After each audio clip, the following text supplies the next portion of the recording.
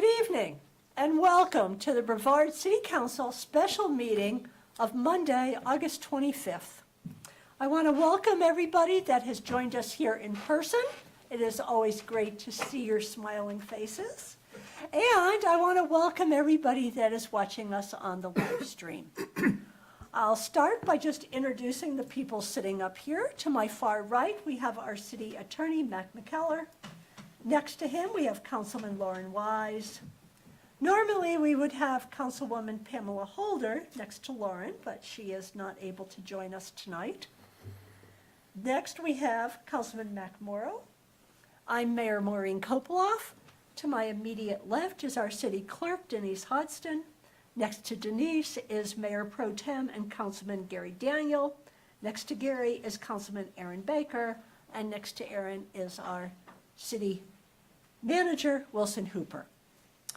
All right, I believe I do need a motion to excuse Councilman Holder. So moved. Do I have a second? Second. Okay. All in favor? Aye. Okay, Councilwoman Holder is excused. Madam Clerk, do we have a quorum? Yes, Madam Mayor, you have a quorum. You have 5 of 6 members present. All right. Council, you got the agenda for the special meeting. Are there any proposed changes to the agenda? Do I have a motion to approve the agenda? So moved. Do I have a second? Second. All in favor? Aye. Okay, the agenda is approved. At this point, we have public comment. If anyone wishes to make public comment, you need to sign up on the sheet over here. I believe yeah. And tonight's public comment is only on the topic of this special meeting.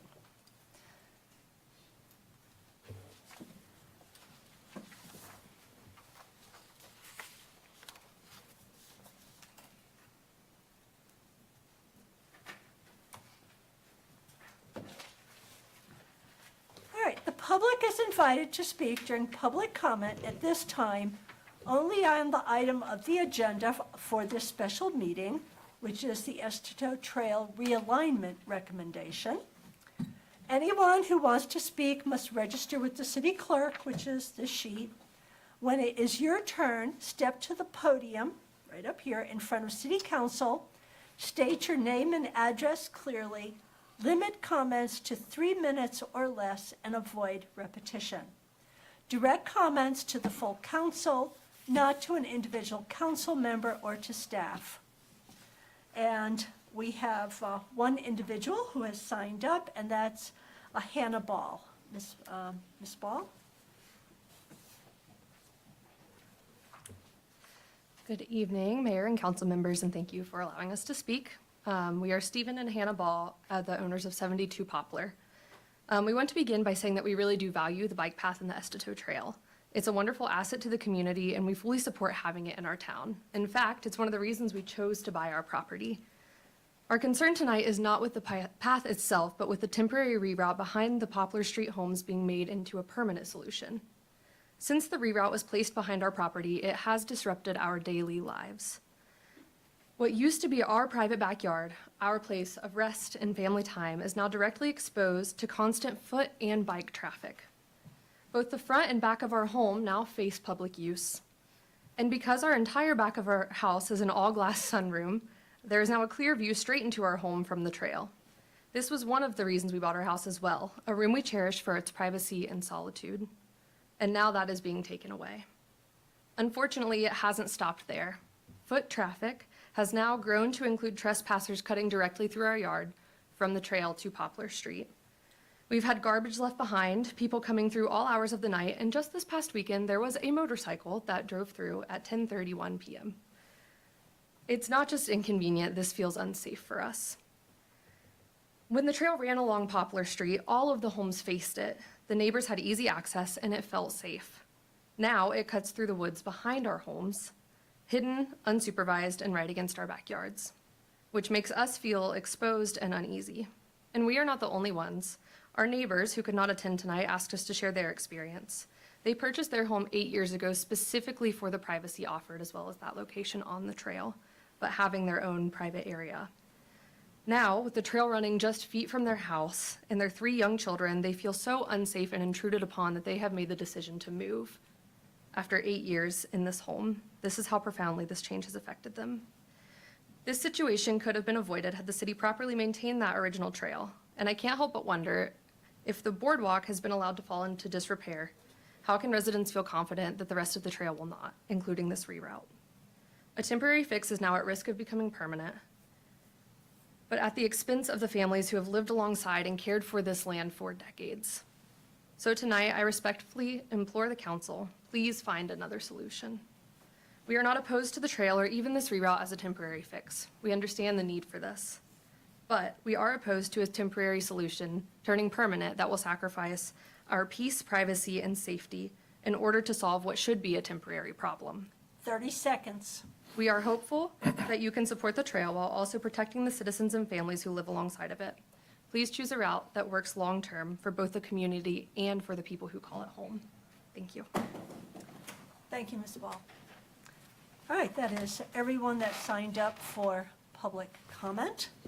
And we will now move on to new business, which is the Estito Trail Realignment Recommendation and the Federal Lands Access Program FLAP Grant application. And Mr. Ray or Paul, are you presenting, or Wilson, are you presenting? Paul and David and I are going to jointly present Okay. the information tonight. And I'll start first with an apology. I'm sorry that we have to discuss this at a special called meeting rather than a normal one, but we've got a deadline, which I'll tell you about more later. This topic, where the trail ought to go and how we ought to pay for it, has been on our radar for a year now, when we first started to realize that the boardwalk was deteriorating. But it took on an additional sense of urgency earlier this summer when the woodland section of the boardwalk failed.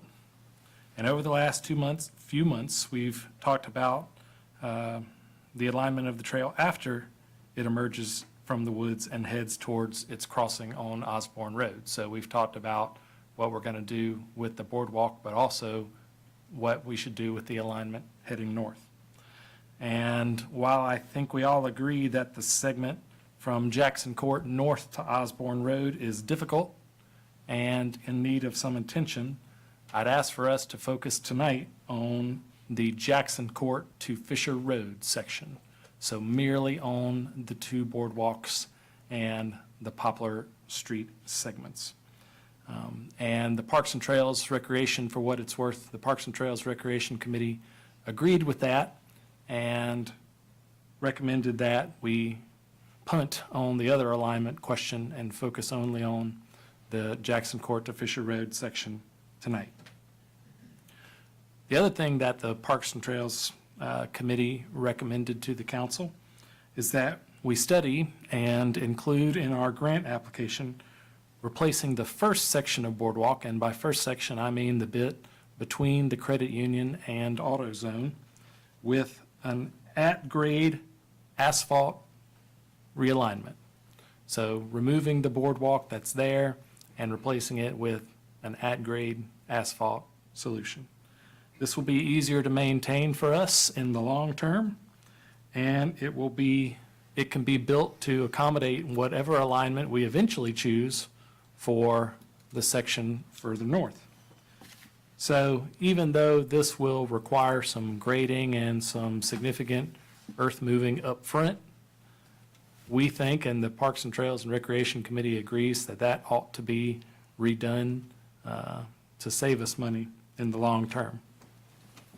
So that's their first and second recommendations. But the bigger question for the council to consider tonight is what should be done about the section of boardwalk through the woods there, the part that has failed. We have estimates, and we all know that estimates have a high margin of error these days, but they at least give us an order of magnitude as to the cost. But we have estimates for 3 different replacement, I'm using that term in air quotes, for the boardwalk that David's going to go over in a minute, each with a distinct set of trade-offs. None of those 3 options is perfect, and so at the encouraging of the Parks and Trails Committee, we started taking a look at what it would take to lose the boardwalk and realign the trail onto the extant rail bed nearby. Before the boardwalk failure, this seemed like a long shot because it would require some engineering, some right-of-way acquisition, and likely have some floodplain implications. But when we saw the price tag for replacing those boardwalks, we figured that the price difference wasn't so big that we shouldn't at least consider this option. And on top of that, we've gotten a little bit smarter about what it would actually take to execute this option in the process of building the temporary trail. So here are some of the benefits of realigning the path to the existing rail bed. It would straighten the trail from Jackson Court to Fisher Road and follow a more gradual grade. There'd be no more veering offline behind McDonald's or navigating the uphill jaunt that you have to navigate now when you emerge from the woods onto Poplar Street. It would take the trail off Poplar Drive and put it on a dedicated right-of-way, and it would allow the trail to more gracefully connect with the segment on the south side of Fisher Road and eliminate that funky offset connection that exists now near the school and the rescue squad. So, a lot of good benefits, but it's got some drawbacks. The first is we don't own any of the right-of-way where the new alignment would exist. We own the right-of-way where the boardwalk is. We own that whole parcel, as a matter of fact. And while McDonald's and Aldi's seem to be willing partners, and we have a 30-foot right-of-way on the cottages property, we'd need to solidify those more formally. And what's more, the railroad bed itself is not entirely within that right-of-way. Some of the railroad bed is owned by the adjacent property owners, like the Halls. We may need to acquire some of it in order to fit a permanent trail there. Where the path emerges from the woods onto Pender Lane, there are some utilities to contend with, both drainage and electrical utilities. And dealing with utilities always drives up the cost of construction projects. And then, of course, there's the aforementioned floodplain implications, which are unknown at this point.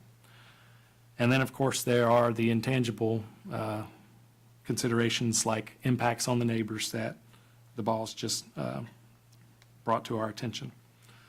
But perhaps the most significant drawback to this realignment is we don't yet know the cost. Based on staff's judgment and experience, we think that realigning the trail will cost less than the most expensive boardwalk option, but there's not been any professional analysis done to support that yet. Last week, we let loose our contractor to perform one of those, and he's working on it as we speak, but we do not have the results of his study in front of us. So, with all that said, put a mental pin in that for a minute. I'm going to come back to the pros and cons of the various options and talk a little bit more about the reason why we're here tonight, which is we have a promising funding opportunity that we must submit our application for by the end of this week. Federal Lands Access Program, or FLAP, the same grant that paid for our initial design on the Acosta Trail, is open again, and we'd like to apply for it. And Paul will tell you a little bit more about that in the moment. And one of the actions that we're asking you to take tonight is to approve, give us permission to apply for that. But back to what I was saying before, each option I've talked about has different levels of information currently available, different circumstances surrounding it, and therefore we feel different levels of competitiveness. And so we need you tonight to weigh in on the options and tell us which one you'd like to pursue. David's here to answer questions about each option, and then after that, Paul can stand up and talk about the particulars of the grant. And one final point before I throw to David. The Parks and Trails Committee weighed in on this very question at their last meeting, and they have recommended that we pursue the new alignment along the old rail bed and submit an application for that project. So with all that in mind, I'd like to ask David to step up and talk about the various options and the cost information that we know as of now for each one.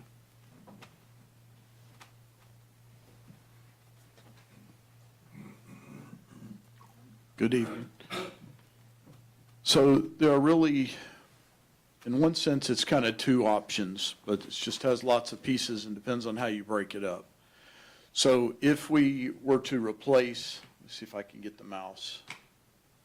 So our two sections of boardwalk, here's the section I'm going to refer to a lefty. I got to shift everything around here for a second. The section behind the credit union right here, I'm going to refer to as section 1. And the section over here, kind of behind Aldi, I'm going to refer to as section 2.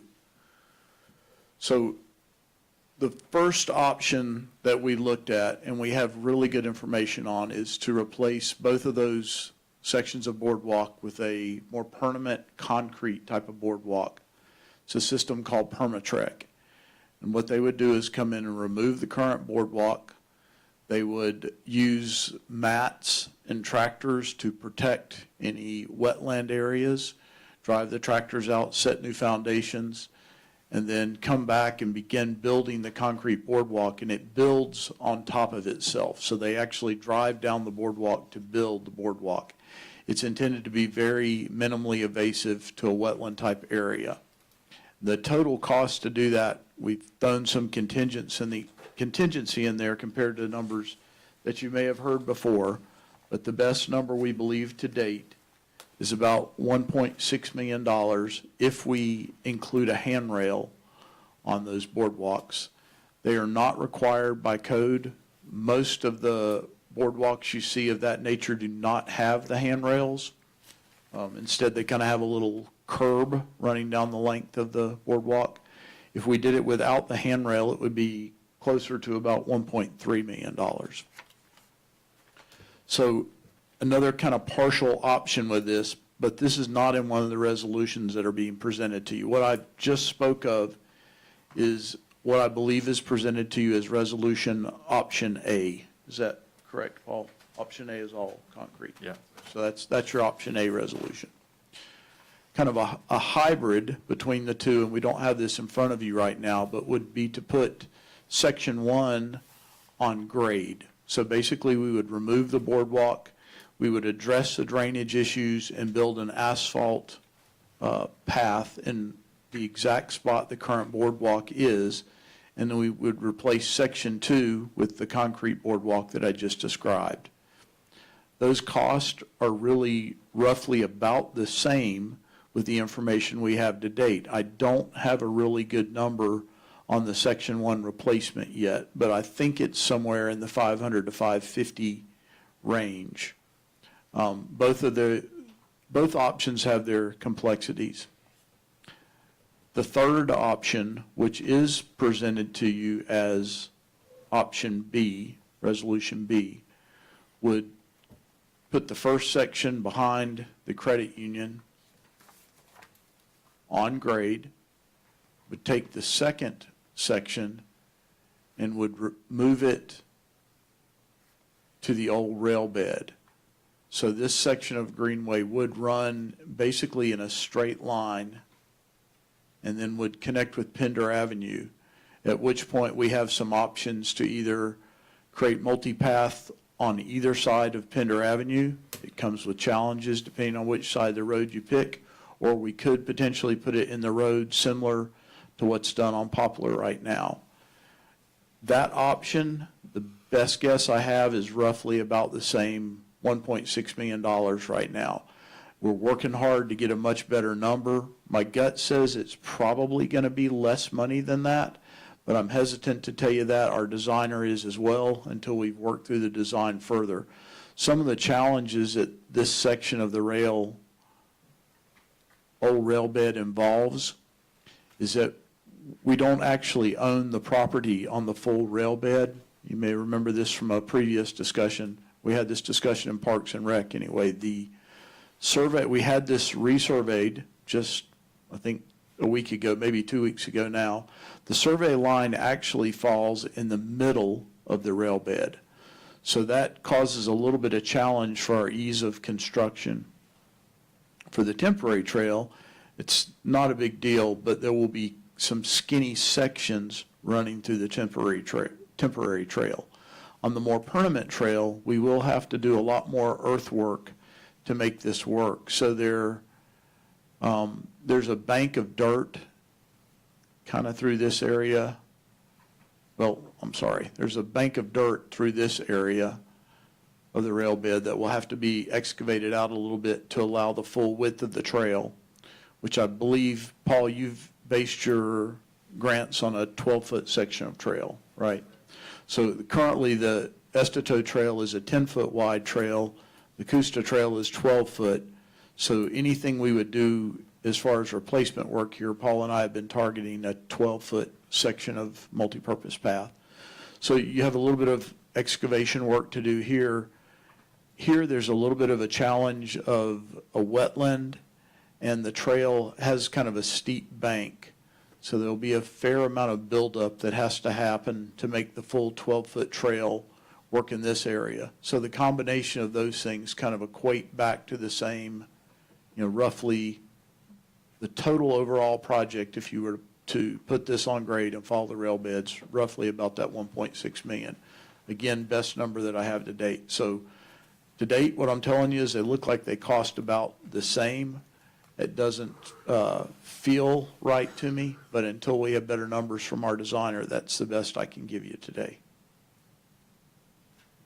Glad to answer any questions, or try to answer any questions. All right, Paul, if you'll share with us a little bit about FLAP and some thoughts on the competitiveness of our application. Absolutely. Good evening. As the manager said, there's a funding opportunity that could help us repair the broken boardwalk section of the Acosta Trail behind McDonald's and the credit union, no matter what alignment you choose. The Federal Lands Access Program, or FLAP, is a federal program that funds projects improving access to places like Pisgah National Forest.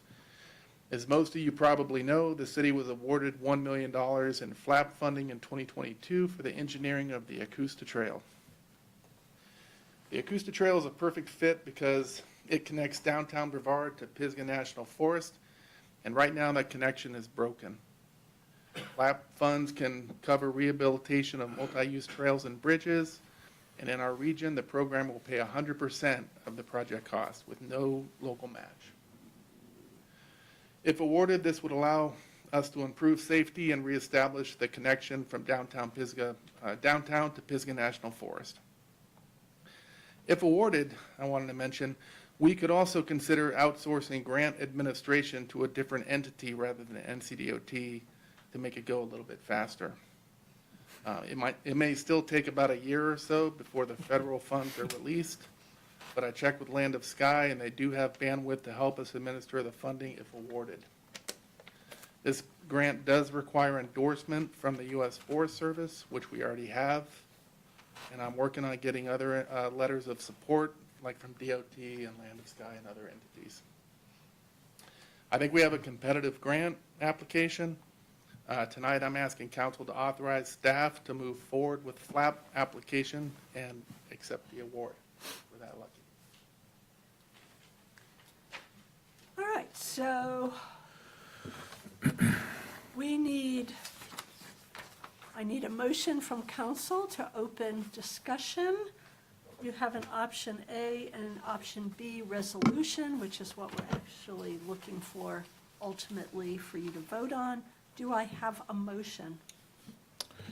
I make the motion we adopt resolution with option B. Do I have a second? Second. All right, we will open discussion. Mr. Baker.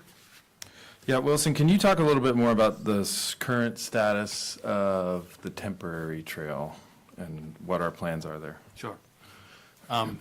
Well, we were hoping to get started this week, but our public works folks are stretched pretty thin, and so the resumption of our construction will probably be delayed until next week. But what it will consist of is laying down I'm going to call it gravel, but it's a little bit more permanent than that, a gravel path along the old rail bed that will vary in width, but will be wide enough in all places for two folks to pass safely. And on the north side, from approximately where you emerge from the tree line behind Aldi to the corner of the Ball's property, a length of approximately, what was that, 300 feet, David? There will be an 8-foot privacy fence to provide privacy to the Ball family and their neighbors in the house close to the trail right-of-way there.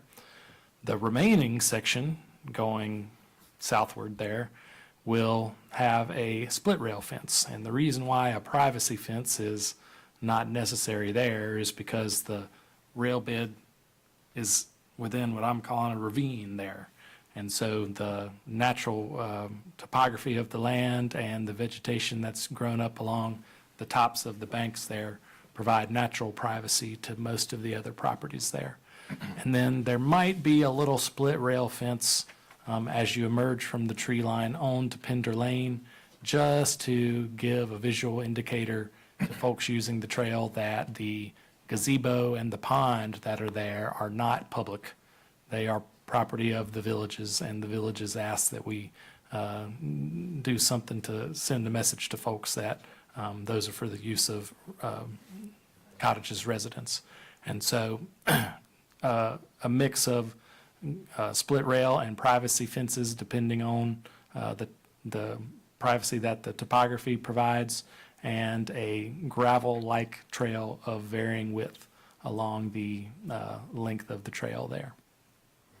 And this is really the only solution we have for a temporary fix to ensure that traffic can continue to move through this section. Is that right?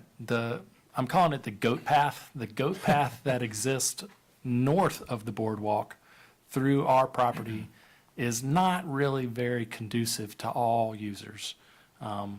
It's not flat, it's narrow, there's roots. If you're a hiker, it's fine. If you're a kid on a bicycle, it's not great. If you're an older person who has trouble getting around, it's not great. It's certainly not ADA accessible. It's not even close to being traversable to people of all abilities. And so that's not really a great alternative for a path that's usable for all people. So we're going to do the privacy fence regardless of what decision we make tonight, right? Yes, because it's an accommodation we're making for the temporary trail. Right. And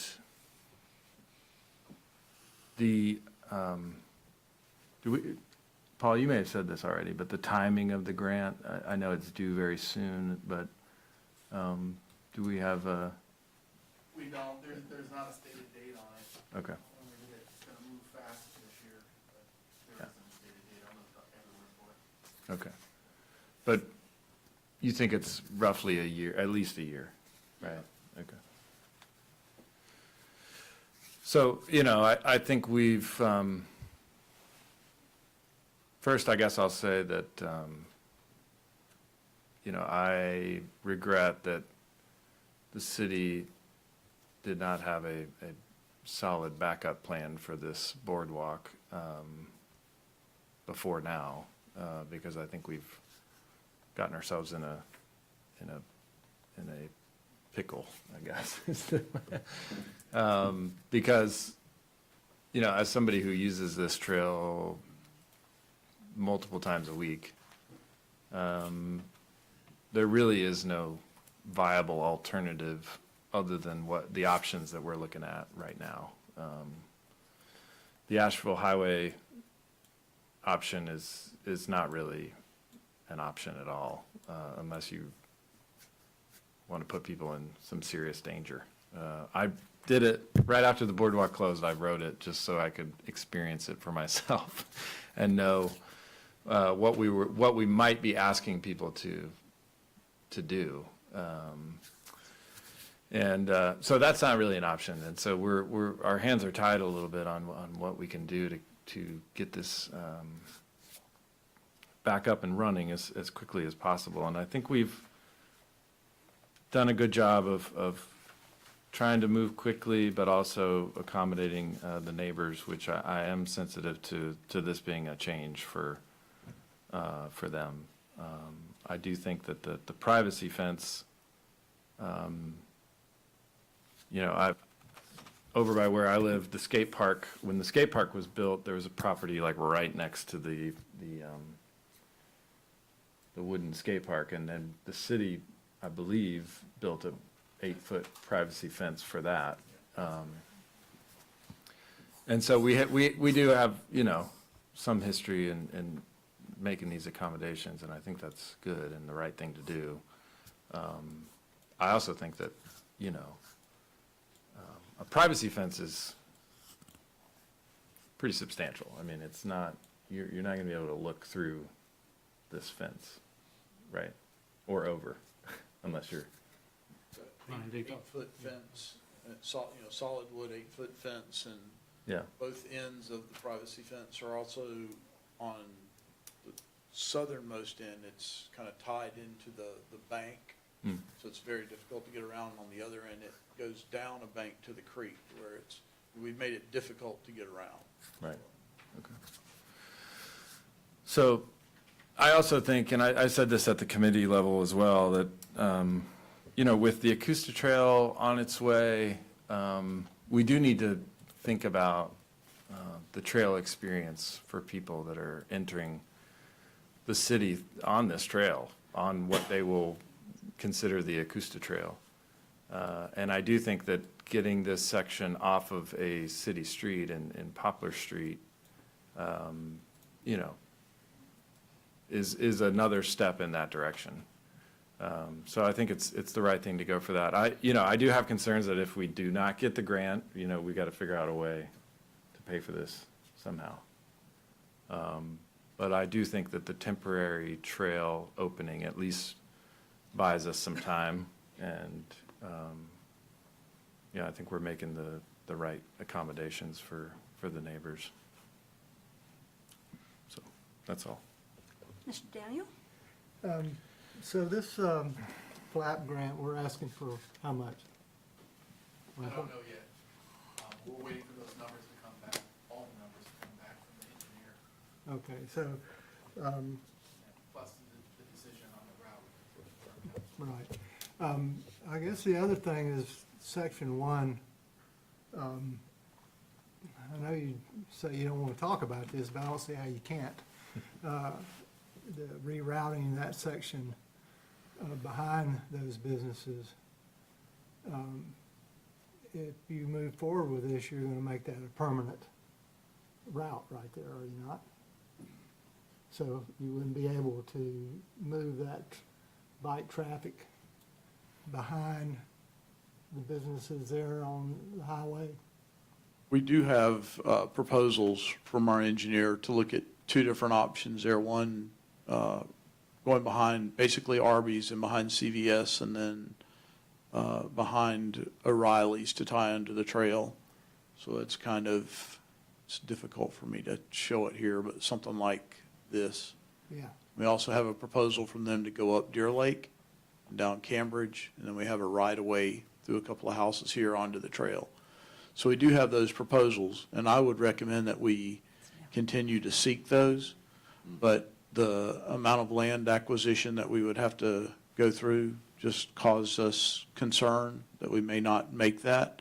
And we were concerned with, if we apply for the grant and then we're unable to do what we've suggested, we're concerned that would, could jeopardize the whole thing. So my recommendation would be that we, put the first section on grade, but then we continue to pursue an alternate route, because I think that is in my mind, a very dangerous section of trail that runs along 64 and crosses the driveways. But I think the timing of it kind of puts us, back here to do this. I would imagine we're probably somewhere 5 to 7 years to develop that route behind those businesses by the time we completed all the land acquisition and other items we needed to do. So in my mind, we could use this first section, and then at some point in time, if we were able to develop the alternate, more permanent, correct solution off of 64, we still would leave this section in place. It would be just another way to access the boardwalk. but you already have quite a bit of the easements that you need for that section of the trail, don't you? Paul would be able to speak to that better than I do, but I believe we're missing CVS and O'Reilly's, and then one short section between the end of the road and over, and then we're missing everything behind Arby's. So we kind of have, let's see if I can move this map.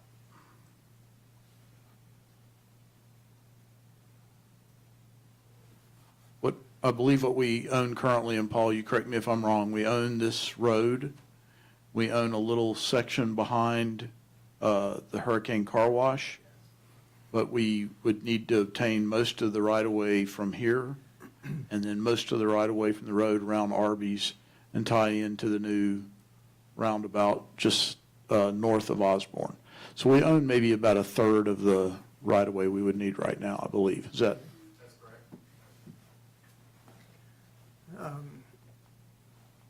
I would think Arby's would love to have that trail in their backyard, but bring business right to the door. But having said that, I just, I would hate to think that we would abandon that idea that we need to move that trail, because it is dangerous. I would like that trail to be available for people to feel safe to send their kids to school, and I don't think it is safe right now to do that. The other thing is on the privacy fence. That privacy fence, the house that goes next to, where is that? Yeah, thank you. I've ridden that as well, and I think you can touch that house from your bike. Right there, when you're on the trail, when you drive by that or ride by that. If there is a privacy fence, it'll cut off access for people cutting through people's yards. That's good. But the other thing is sort of like these things where you see the apartments in New York City where you open the window and there's a wall, brick wall. Well, that's what that's going to be for these folks. That is true of the Balls property, and you folks can correct me if I'm wrong, but their property sits up higher, so it won't obstruct their view, which is this house. Yeah. But this house right here, you are correct. It will, it's only going to be, if we add what, in our discussions with the manager and I believe that's the Kongs, is that right, Wilson? In our discussions with the Kongs, we even offered to put the fence another 18 inches off the property line as we go by their house, not the entire length. The bulk of it will be right on the property line. So their house is actually only 5.5 feet off of the property line. We don't allow that type of setback any longer, but at the time it was allowed. But we'll add another 18 inches to that, so the fence will be about 7 feet off their house, but at 8 feet tall, it will block their view on the downstairs windows. It will still let sunlight in, but you are correct, it will be a view of the fence. Okay, so then my next question or concern is, if we're talking 1.6 mil for each project, each one of these, I'm not sure why I want to have a better understanding why we're abandoning the pathway that we have. That won't cause any of these issues. Seems to be working just fine right now. Yeah, I think that's a good point. I don't believe there's a lot of cons to continuing that route. The biggest change would be that it's the only section of trail we currently have that shares a road as a section of the path. Whereas if we relocate it to where it would cross Pender, you would remain on a multi-use trail for the entire length of the trail. So that's the biggest change, but I would agree with you. There's not a significant con to it. I do think when we see final numbers, the cost is going to be more to go with the perma-track. But, folks, without more information, that's as good a number as we can get you. And we're only bringing that to you in that fashion because of the deadline on the FLAP grant. Gary, one of the options that we haven't offered here, but that is on the table, although we don't recommend it, is that we replace the boardwalk like for like with lumber. The con of that is that we'd be in this situation again in another 15 years. The environment there deteriorates lumber, even treated lumber or lumber designed for all weather pretty quickly. And even that solution would be about a $500,000 solution. The good thing about Permatrex is that even though you're going to pay more for it up front, it's going to last much longer than lumber would. And so it's more of a permanent solution, so to speak. And it would be a $500,000 for both. If we built the boardwalks out of lumber, it'd be about a $500,000 to redo both of them out of lumber with a additional charge if we wanted the handrail. Again, that could be done with just curbing. Well, I guess my response to being the only portion of the trail that's in the street is that is a short, dead-end street with maybe, 5, 6 houses on it. There's hardly any traffic on it.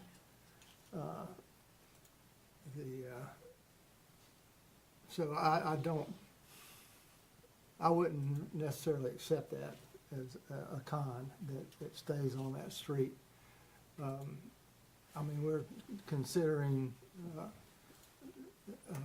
putting sharrows right here on Main Street to bring the traffic from that same trail right downtown. So that's pretty minimal right there, to me, minimal impact on a cyclist. So, well, I guess that's all I had to say. Mr. Morrow? No comment. Mr. Wise? Yeah, we talked a lot about this in Parks and Rec, and it's a tough one. Gary, to some of your comments, because I think you brought up some really good comments. Part of the strategy for a realignment here goes beyond repairing the boardwalk. I think it goes to trying to understand the volume of people we're going to have on this trail when Acosta opens, having the most easy to understand and concise path to get people into downtown.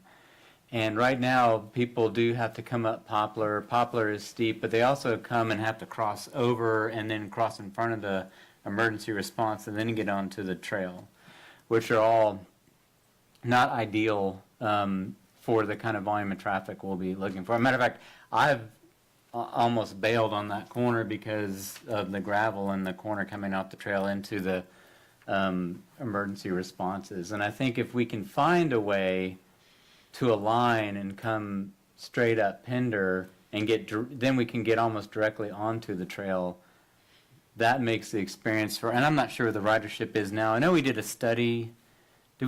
Does anyone know what the ridership on the Estato Trail is now?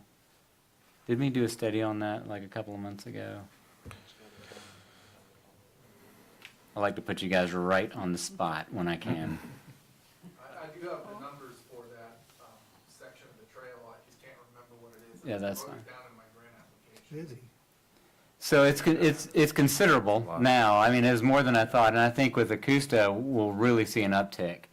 And it's the same issue we're struggling with how to get people into downtown. It's like, what's the best way to bring people in? And I think what we're trying to weigh is, with the volume we expect of bike travel, what's the best way to maintain a consistent feel of the trail, the same material, the same kind of experience of the trail.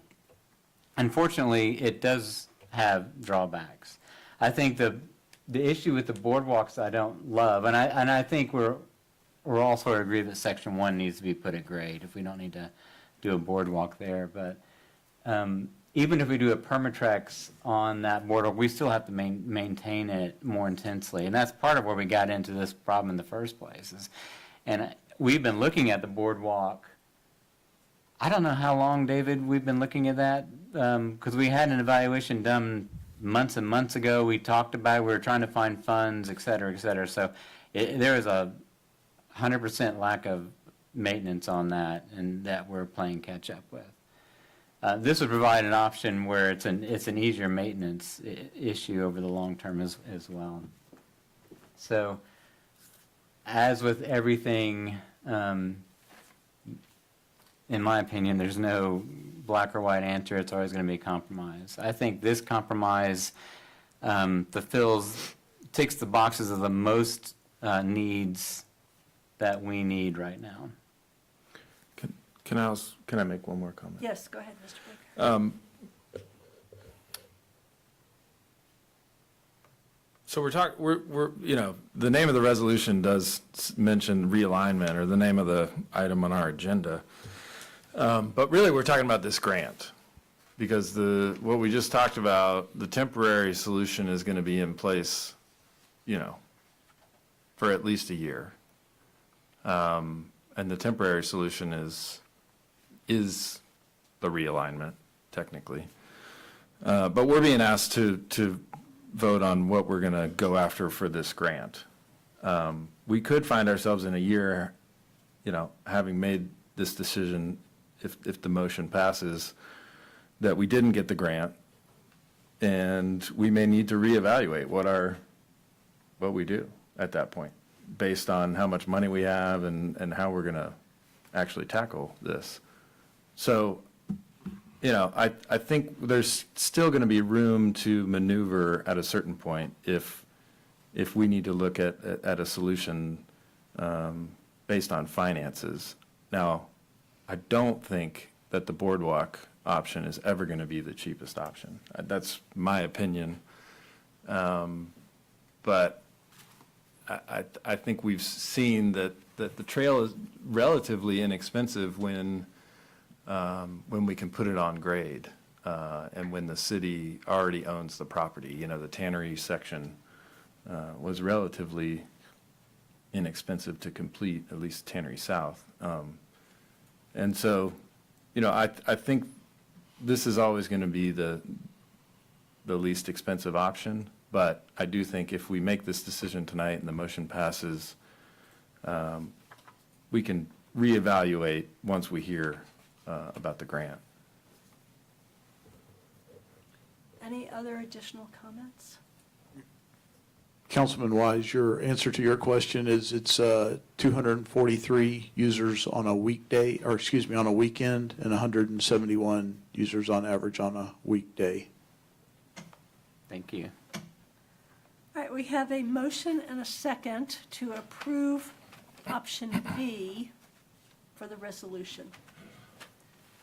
All in favor? Aye. Opposed? Option B passes. All right, that was the only item of new business. At this point, we are ready to adjourn. Do I have a motion to adjourn? So moved. Second. All in favor? Aye. We are adjourned. Good job.